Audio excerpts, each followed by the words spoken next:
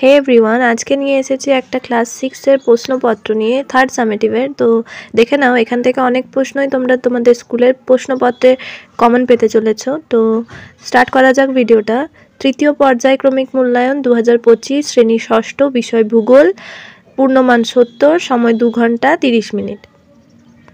তো এখানে প্রথম কোয়েশ্চেন আছে, পৃথিবীকে বলা হয় নীল গ্রহ, লাল গ্রহ না কালো গ্রহ? তো হবে এখানে নীল গ্রহ। পরের কোয়েশ্চেন, বায়ুমণ্ডলে স্তর আছে 6টি, 5টি না 7টি? হবে 5টি। পৃথিবীতে সবচেয়ে বড় মহাদেশ হচ্ছে ইউরোপ, এশিয়া না আফ্রিকা? এশিয়া। আন্টার্কটিকার অপর নাম সাদা মহাদেশ। আন্টার্কটিকার একমাত্র স্থায়ী বাসিন্দা হলো পেঙ্গুইন পাখি। ক্রিল হলো এক ধরনের মাছ, পাখি না উদ্ভিদ? মাছ। উষ্ণতা মাপার জন্য ব্যবহার করা হয় থার্মোমিটার। জল ফুটে বাষ্পে পরিণত হয় 100 ডিগ্রি সেলসিয়াস তাপমাত্রায়। কালবৈশাখী ঝড় হয় বিকেলবেলায়। পরে কোয়েশ্চেন, বায়ু দূষণের ফলে জ্বর হয়, শ্বাসকষ্ট হয় না সর্দি হয়?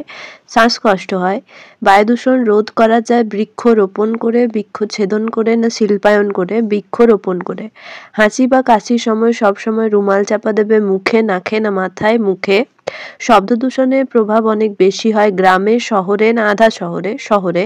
শব্দের তীব্রতা মাপার যন্ত্রের নাম হচ্ছে লাউডস্পিকার, মোটর হর্ন আর ডেসিবেল মিটার? উত্তর হবে ডেসিবেল মিটার। সাইরেন বাজার শব্দের তীব্রতা 100 ডেসিবেল, 110 ডেসিবেল না 130 ডেসিবেল? 130 ডেসিবেল।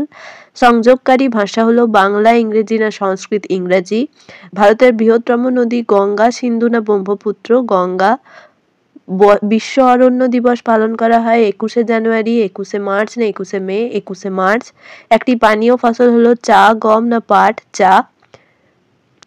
পরের কোয়েশ্চেন, মানচিত্র অঙ্কন বিদ্যাকে বলা হয় টোপোগ্রাফি, কার্টোগ্রাফি না রেটোগ্রাফি? উত্তর হবে কার্টোগ্রাফি। পরের প্রশ্ন, শূন্যস্থান পূরণ করো। পৃথিবীর দীর্ঘতম হিমবাহ সিয়াচেন।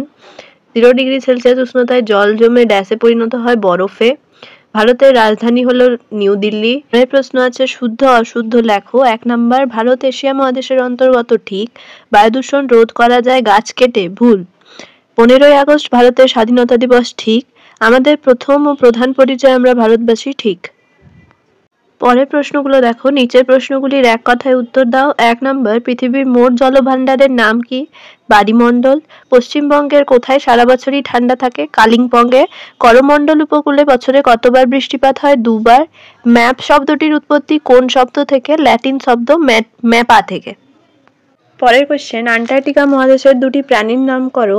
আন্টার্কটিকা মহাদেশের 2টি প্রাণী হলো সিল আর ক্রিল। পরের কোয়েশ্চেন, পৃথিবীর তাপমণ্ডলকে কয়টি ভাগে ভাগ করা যায় ও কি কি? পৃথিবীর তাপমণ্ডলকে 3টি ভাগে ভাগ করা যায়, ভূত্বক, গুরুমণ্ডল আর কেন্দ্রমণ্ডল।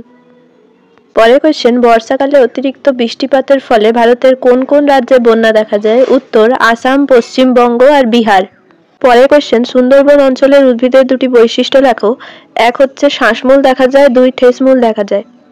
চেঞ্চু উপজাতি ভারতের কোন রাজ্যে বসবাস করে? এদের প্রধান জীবিকা কি? না, এরা প্রধানত অন্ধ্রপ্রদেশে দেখতে পাওয়া যায়, আর এদের প্রধান জীবিকা হলো শিকার ও ফলমূল সংগ্রহ করা। ওকে, তো এরপরে দেখে নেওয়া যাক কিছু ইম্পর্টেন্ট এসএকিউ সাজেশন, যাদের মান হচ্ছে 3।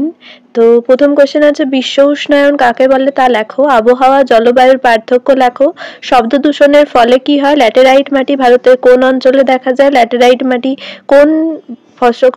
মাটিতে কোন কোন ফসল হয়? আদিবাসী কাদের বলা হয়? ভারতের কয়েকটি আদিবাসী জনগোষ্ঠীর নাম লেখো। এদের উত্তরে কোনো যদি তোমাদের প্রবলেম থাকে তাহলে আমাকে কমেন্ট করতে পারো, আমি শর্ট ভিডিওর মাধ্যমে এটা পোস্ট করে দিতে পারি। পরের ইম্পর্টেন্ট এলএকিউ গুলো দেখে নাও, যাদের মান হচ্ছে 5। 1 নাম্বার, বায়ু দূষণের কারণ ও ফলাফল আলোচনা করো। 2, ভারতের মৌসুমী বায়ুর প্রভাব আলোচনা করো। 3 নাম্বার, অরণ্য আমাদের বন্ধু, এই বিবৃতির সপক্ষে তোমার মতামত আলোচনা করো। ধান চাষের জন্য অনুকূল জলবায়ু, মাটি সম্পর্কে আলোচনা করো। ভারতের ধান উৎপাদক রাজ্যগুলি উল্লেখ করো। আবারও বলছি, এদের উত্তর খুঁজতে যদি তোমাদের কোনো প্রবলেম হয়ে থাকে আমাকে কমেন্ট করতে পারো, আমি সেই প্রশ্নের উত্তরটা শর্ট ভিডিওর মাধ্যমে পোস্ট করে দিতে পারি। ভিডিওটা ভালো লাগলে একটা লাইক করে দিও। দেখা হচ্ছে পরের একটা ভিডিওতে।